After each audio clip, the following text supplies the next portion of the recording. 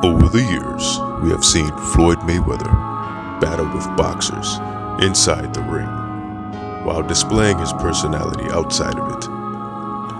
That personality has entertained many. For others, they develop a disdain in which they decide they want to challenge Floyd, and it usually ends badly for them.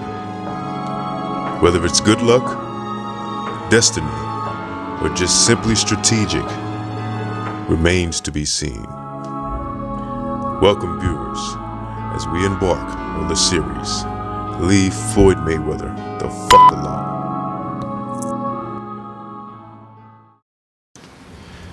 First, we want to say we love all these entertainers, but we want to acknowledge these incidents that has happened in history. It seems that after these entertainers have a disagreement with Floyd, there's a period of time that follows where things for them go left.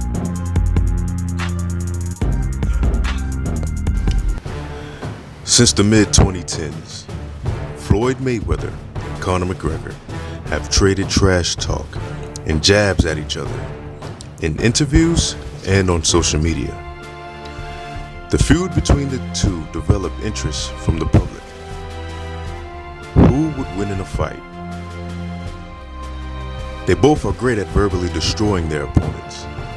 So the best question is, who would win in a press conference? McGregor kept racking up explosive wins, and Mayweather stayed true to form as he remained undefeated with each bout.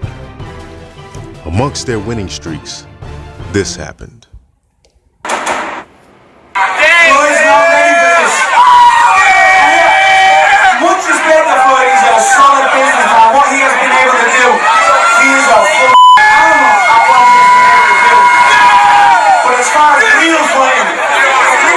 True, pure, MMA combat. Floyd don't want none of this. I say, he does not want none of this. People will even ask him. He wants to run the boxing rules. He wants a boxing match. He doesn't want to fight. So I want to respect everyone in here. I love everyone of you. Give Floyd a showtime, I'm coming. Tell him to run out showtime offices. I want the 100 million cash to fight him on the boxing rules because he's afraid of a real fight. I'm going to throw this out there because we haven't spoken about this. The Conor McGregor potential meeting in some form or fashion. How open are you to that? Like I said before, you got a guy that's made a mark probably for the last 3 years in the sport. I've been doing it since 1996. 1996. I've been world champion since the 90s, when he was a little kid. And I've been dominating throughout my whole career at the top level. Not just no fighter has done it, but no athlete has done it. It's not bragging or boasting, it's just telling the truth. So what I say about Conor McGregor, if you made $5 million, I'm willing to give you $10 million. If you made $10 million, I'm willing to give you $20 million. And within my career, I made $800 million in my career. You know, I can't speak on what he's getting paid because when it's all said and done, Conor McGregor has to answer to somebody. He has a boss. Floyd Mayweather don't have a boss. See ya! Conor, one more question for you. You know what I'm going to ask you? Yeah, fuck Floyd. Trust me. This whole boxing world don't know what they're gonna see when I roll in here. I'm unpredictable. Nobody knows what they're in for. Everybody's writing me off. Everyone has this little, but they're gonna be in shock. About Conor McGregor. Is that a possibility now? Because I hear that you're saying he's got to sign the paper, but he's gone quiet. Where is he? But my thing is this. I think that a lot of times with competitors and athletes and fighters, we get asked for certain things that we really don't want. I want to fight. There's a lot of barking, but there's no biting. When you talk about biting, sign the contract. Don't talk the shit. If you really want to fight, sign the fucking contract, and we can make it happen. So just letting the world know that he's full of shit. He don't really want to fight. Oh, I want to fight.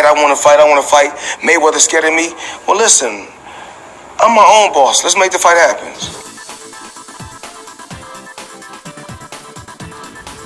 After years of that, in 2017, the fight was finally signed and sealed. Now for the press tour. Does this mic work? Well then, fuck that mic!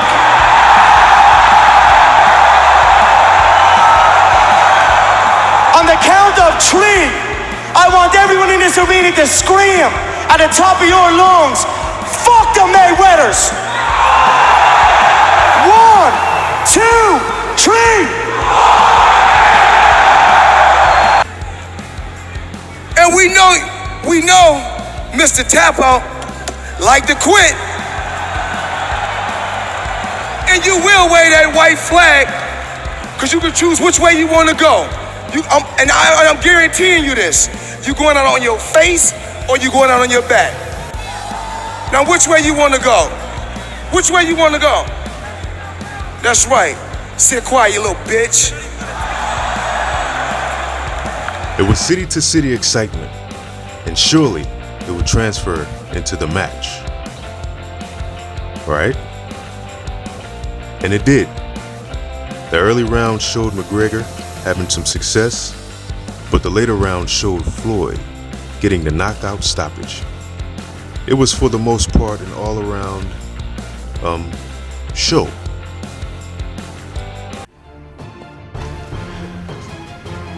The reason why you shouldn't challenge Floyd Mayweather?